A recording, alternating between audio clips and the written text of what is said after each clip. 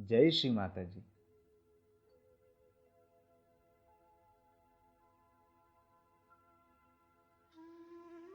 श्री माता जी निर्मला देवी ने सहयोग की स्थापना द्वारा समस्त मानव जाति को कुंडलिनी जागृति कर परमेश्वरी प्राप्ति का ज्ञान दिया।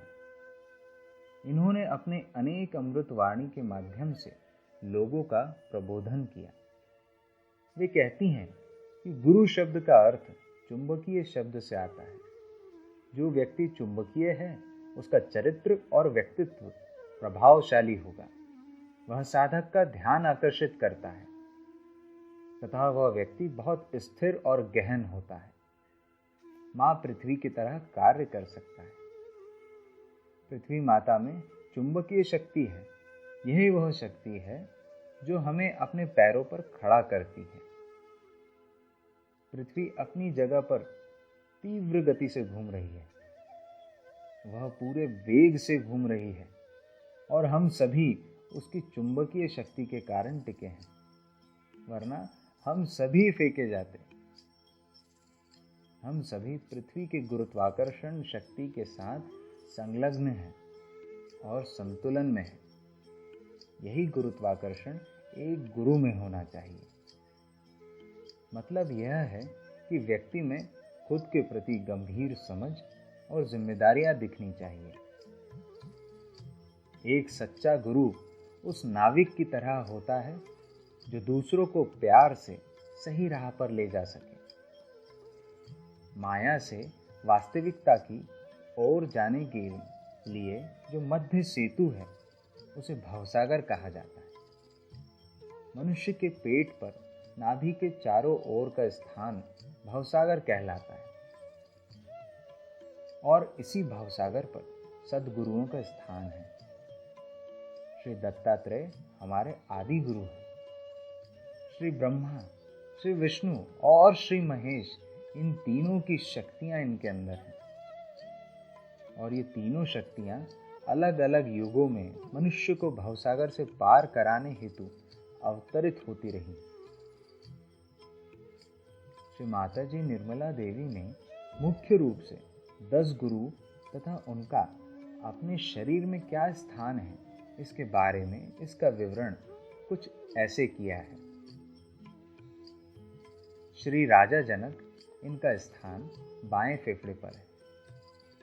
श्री इब्राहिम का स्थान अमाशय पर। श्री मोजेस का स्थान स्प्लिन पर। श्री ज़राथुस्त्र का स्थान बाईं किडनी पर।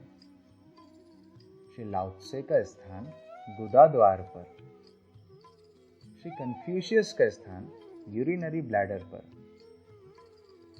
श्री सोक्रेटिस का स्थान दाईं किडनी पर। श्री हजरत मोहम्मद का स्थान गॉल ब्लैडर पर। श्री गुरु नानक का स्थान लिवर पर। श्री शिरडी के साईं बाबा का स्थान दाएं फेफड़े पर।